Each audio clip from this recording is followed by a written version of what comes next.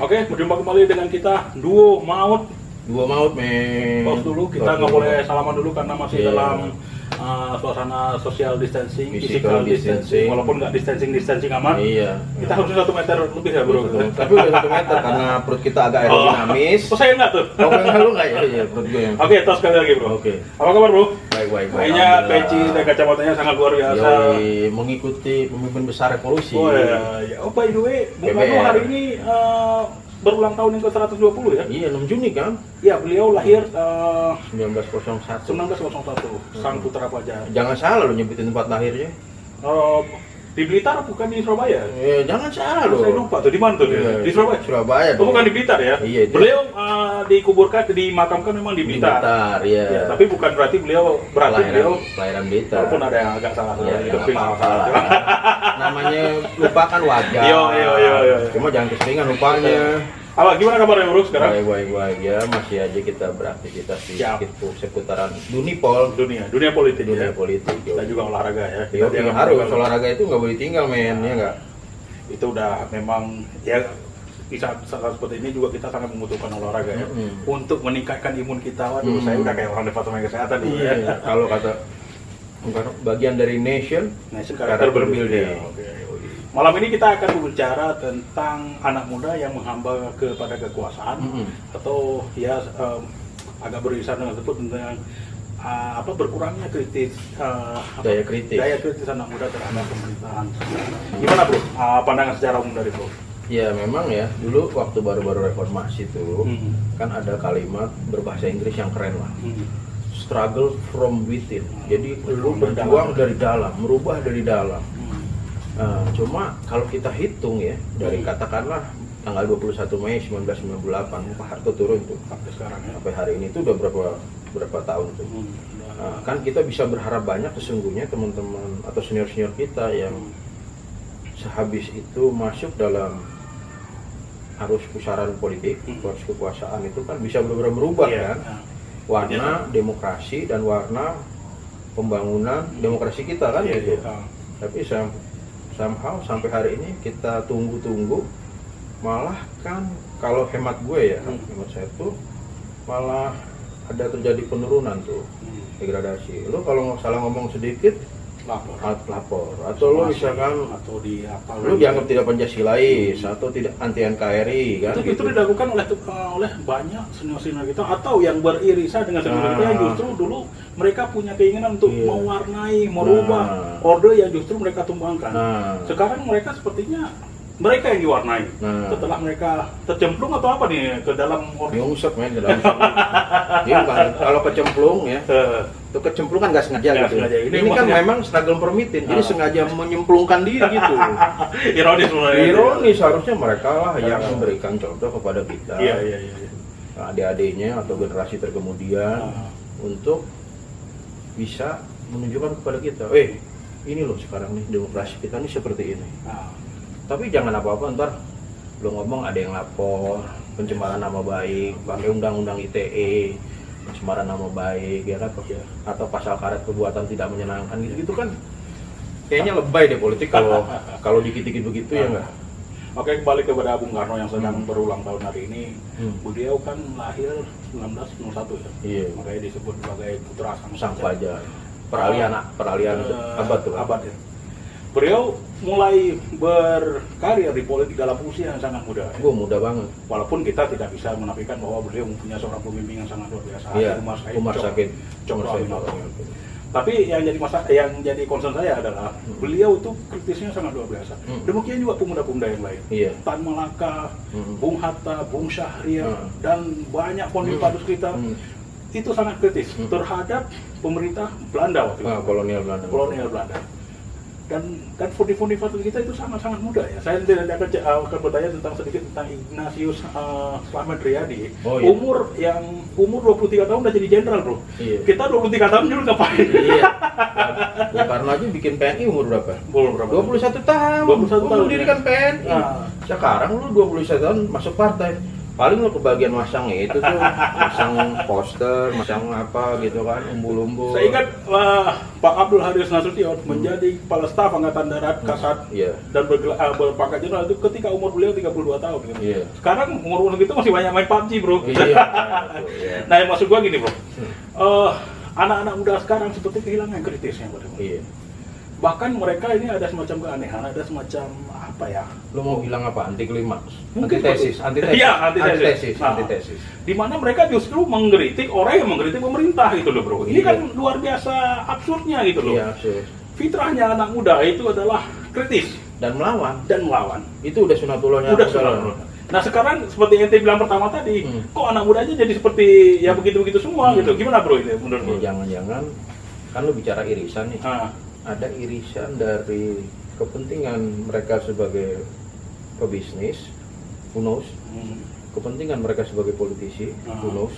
Kita pakai who knows saja. Iya. Kepentingan mereka sebagai pencari rente, who knows? Kan kalau di ilmu politik rent seeking society kan, ada itu. Mencari rente.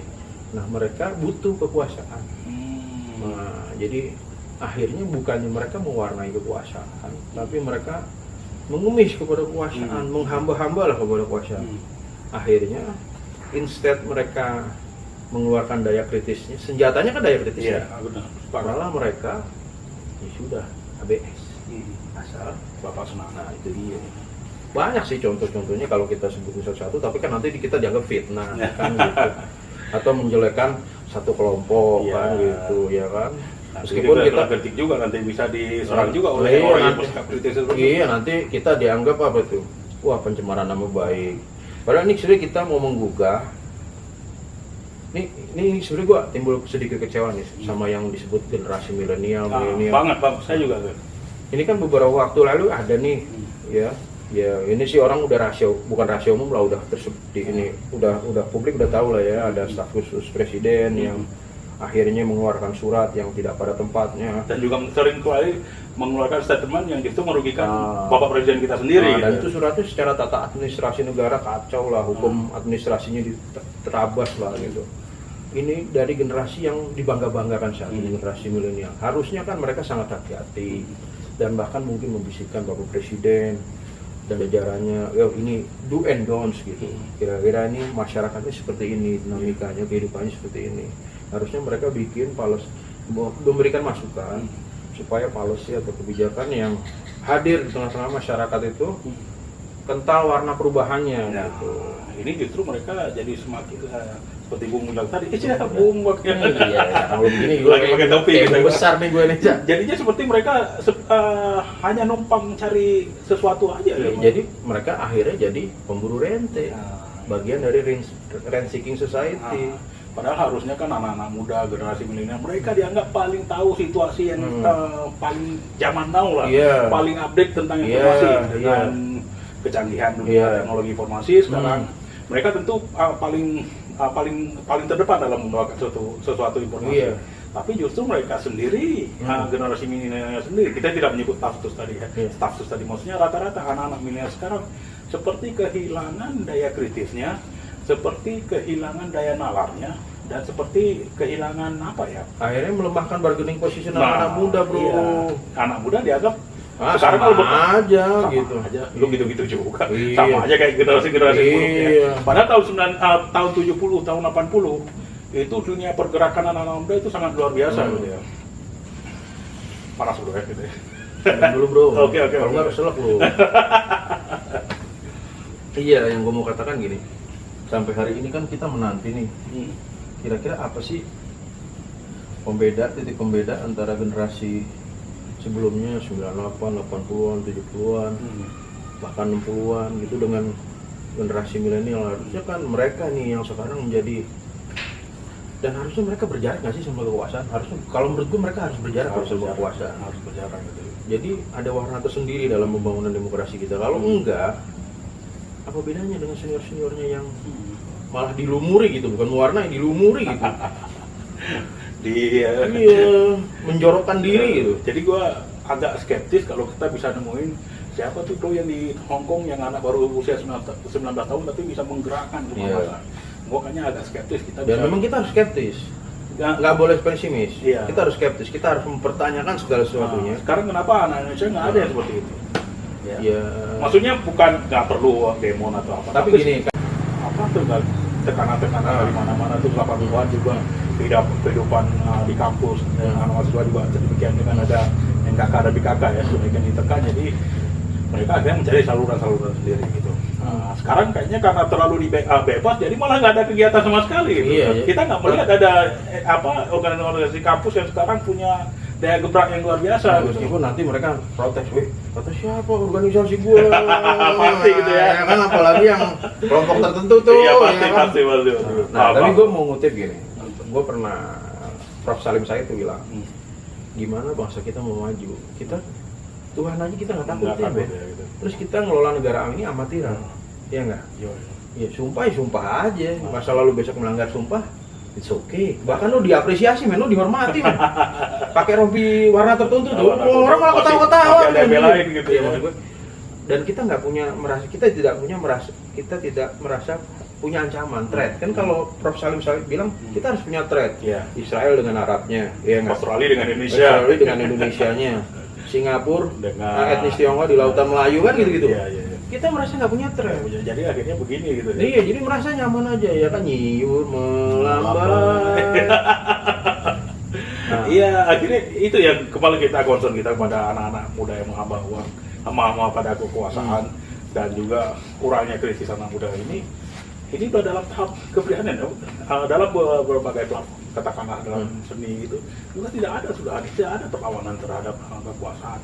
Maksudnya kita tidak mengatakan bahwa pemerintah itu salah, tapi sebagai anak muda harusnya ada mereka jadi bagian tim pengontrol bahwa tidak selamanya yang dilakukan pemerintah adalah benar, tidak selamanya juga salah gitu kan. Tapi kan tugas kita yang di luar ini adalah memberitahu, mensondingkan bahwa ini ada yang tidak benar dengan langkah-langkah dari pemerintah. Ini ada yang tidak tepat, ada yang kurang pas. Ini kan tugas-tugas kita semua. Karena kita di DPR juga kita nggak bisa terlalu mengharapkan hal seperti itu lagi, gitu kan? Oh iya, nggak bisa mengharapkan. Karena seringkali politik itu akhirnya direduksi maknanya. Direduksi maknanya dengan orang hanya sekedar mayoritas. Persoalannya kan bukan mayoritas suara. Tapi bagaimana menegakkan kebenaran, kan? Menegakkan keadilan, kan? Gitu. Kalau sekedar mayoritas, tapi apa yang diketok palu oleh mayoritas salah. Nah itu loh persoalan terbesar gitu. Iya. Jadi gini, kita nggak usah terlalu jauh bicara bagaimana kita harus mencintai negara kesatuan Republik Indonesia, menegakkan Pancasila. Kalau itu sekedar jargon-jargon, nggak akan hidup, nggak akan bunyi itu. Kita selama ini itu cuma jargon aja ya? Iya jargon aja. Apa sekarang? Apa? Iya. Yang terjadi apa? Orang susah masih banyak.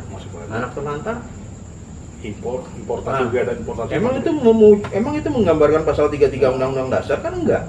Itu bentuk apa? Kalau kita cinta NKRI justru harus kita memperbanyak ekspor dan mendorong industri dalam itu supaya banyak berproduksi. Ini kan celakanya yang terjadi, kita cuma saya Pancasila, saya NKRI lah, tapi itu yang ngomong pagar rumahnya 15 meter, udah nggak pernah gotong royong. Nah itu dia. Ya udah, itu nggak usah kita sebutin. Tapi kalau kepanjangan kita ngelantur nih. Jadi kembali ke track mulai. Ngelantur nggak sih ini, ngelantur nggak sih? Ya nggak apa-apa. Tapi ngelantur boleh lah. Bagian dari demokrasi. Kan kita masih muda bro. Nggak apa-apa. Saya masih muda. Masih generasi umur 20 tahun, berapa puluh tahun yang lalu. Ya ini kan bentuk kritik kita dan juga otokritik pada generasi kita sendiri yang banyak seperti Mas Gali bilang, banyak tercemplung yang sekarang ya mendem gitu di tempat yang harusnya mereka dobrak, mereka kritisi, mereka warnai, justru mereka sekarang tenggelam di situ, diwarnai di situ dan nggak bisa nimbul-nimbul lagi gitu. Lu percaya nggak? Gue kerja di lembaga politik. Asumsi orang, gue itu punya sesuatu yang orang lain nggak punya, dan gue bisa membantu yang orang lain nggak bisa raih. Mereka nggak percaya kalau gue makan gaji, men.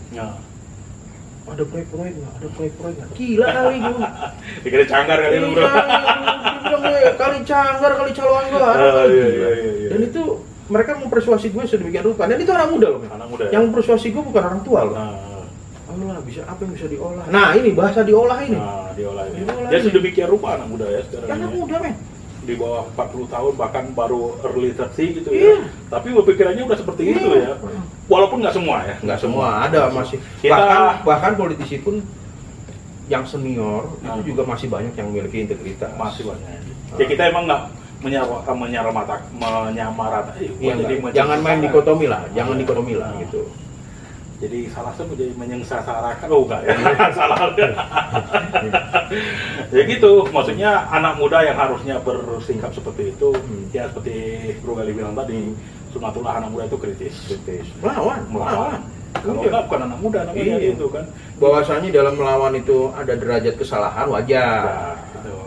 Itu kan bisa diperbaiki, itu proses belajar. Dan kita sekarang kayak nggak melihat lagi anak-anak muda seperti tahun 70, 60-an, walaupun kita hanya bisa membaca ya, Iya, dari 70-an, 80-an, bahkan 90-an kita masih melihat ada aroma romantika pergerakan, elan perjuangan, perjuangan. mereka kritis pada pemerintah, kritis kepada tatanan sosial yang dianggap oleh mereka tidak sesuai, tidak berpihak pada masyarakat kecil gitu.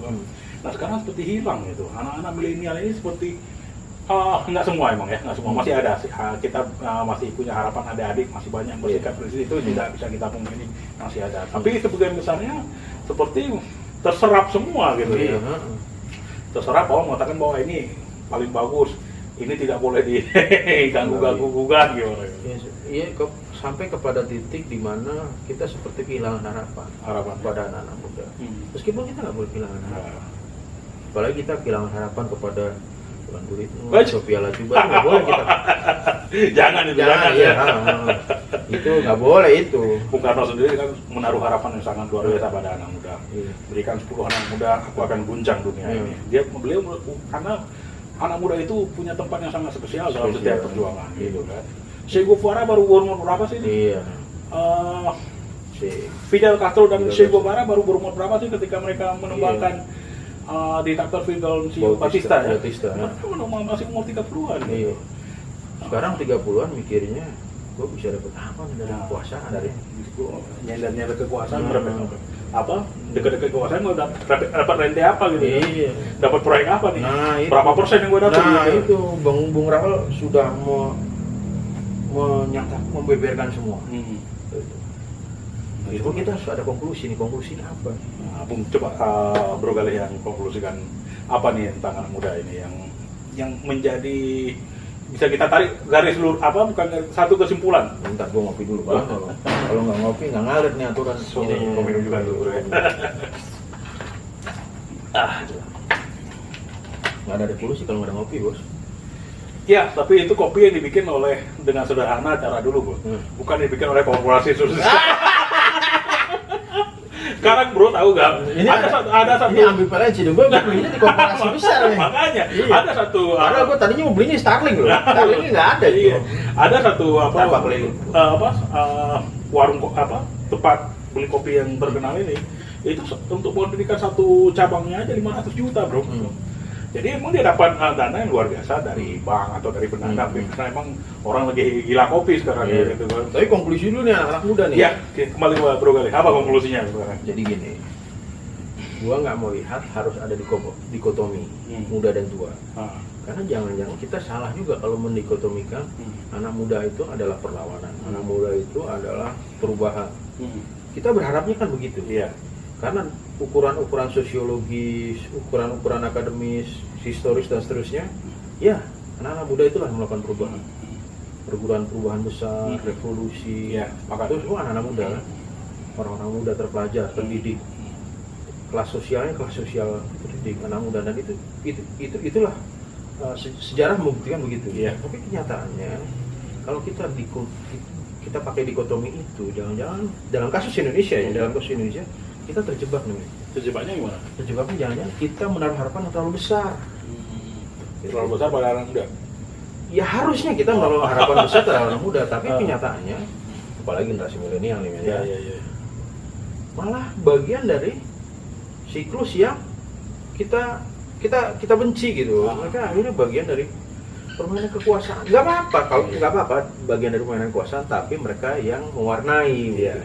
Bukan justru mereka yang diwarnai gitu. bahkan akhirnya nggak jelas lagi warnanya gitu. Abu-abu atau apa semuanya kan harus campur-campur gitu ya. Meskipun ada orang bilang politik itu gray area, wilayah abu-abu, tapi at some point begitu udah bicara kepentingan rakyat harus jelas. Bicara kepentingan yang bicara ideologi. Oke guys, untuk sementara cukup sekian dulu perbincangan kita 2 malam ini dalam membahas tentang dinamika sosial, dinamika politik, dan dinamika sejarah ya. olahraga juga sebenarnya. Olahraga dong pasti. Kita kan atlet meskipun udah agak. Nah, cukup sekian dulu. Hari ini kita membahas tentang apa kritisnya anak muda, berkurangnya daya kritis anak muda. Kenapa Banyak sekarang anak muda menghamba berkuasa? Sementara sejarah bangsa kita sudah membuktikan bahwa kita negara kita, bangsa kita ini dibangun, dipersiapkan oleh anak-anak muda yang sangat luar biasa dedikasinya. Dan untuk selamat ulang tahun juga untuk Bung kita, Bung Karno. Ya, beliau salah seorang, bukan itu ya, founding father kita yang sangat luar biasa besar jasanya pada bangsa ini. Terlepas dari segala kekurangan beliau, tentu jasa-jasa beliau tidak akan pernah bisa kita lupakan. Oke bro, sampai berjumpa kembali ya. Oke, dua mau. Dua mau.